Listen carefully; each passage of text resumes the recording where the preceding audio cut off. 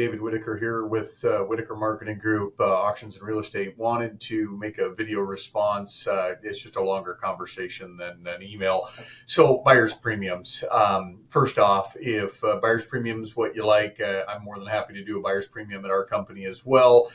Typically, I charge the seller, and I'll give you my reasoning why. So buyer's premium is just like tax at the store. If you go buy a candy bar and it's $1, you're going to walk out of the door at say $1.06 with a 6% tax, right? So buyer's premium is just like that. The difference is we're a lot larger volume money that we start with. So then people start to pump the brakes. So the argument for a buyer's premium is that, hey, guys are just going to bid anyway. It doesn't matter. They're not going to figure any less on the price. It's just like tax.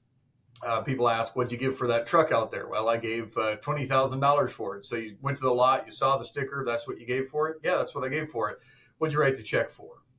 Well, there was tax, there was tag, title, insurance, etc. You wrote the check for more. So the argument for a buyer's premium is that people are used to paying a buyer's premium or extra fees on top. So is it going to slow them down? That's the argument for it. Okay. The argument against it is, well, these are not dumb individuals. They're very educated and very wealthy. And if they're going to spend $1 million on your farm, if you have a 2% buyer's premium, they're going to do the math really quick and just figure back, $20,000 or figure back $40,000, and they'll just make their number less. So that's typically been what I've seen in Iowa. So either way, you make the same amount of money.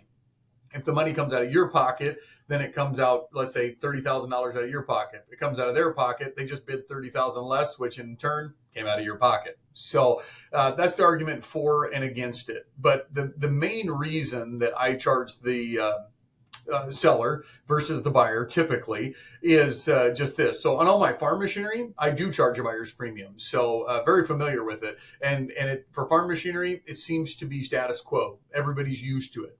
And that's the reason that I don't on farmland. Not everybody's used to it, so it calls for caution. Anytime we put up a stop sign in front of somebody and say, whoa, whoa, whoa, don't bid, or they're like, whoa, what's this about? It just gives caution. I want them to feel comfortable and trusting. As soon as they do that, they give more money. There's a lot of trust when it comes to buying $1 million farm. So the main reason is I just don't want to put up stop signs in front of them. And the status quo is they're used to the seller paying for whatever the fees are. Now, can we do it? Yep, wholeheartedly. Have I done it before? Yep, wholeheartedly. If I know that I'm competing against somebody and you might like our company, and that's the one thing that is the hitch in the giddy up, is they say they'll do it for free. Well, free is not always free. But sure love to help you with it. Irregardless, we can assist with that. But those are some of the talking points for buyer's premium. It can be good. It can be bad. I just don't want to put up stop signs. I need people's trust.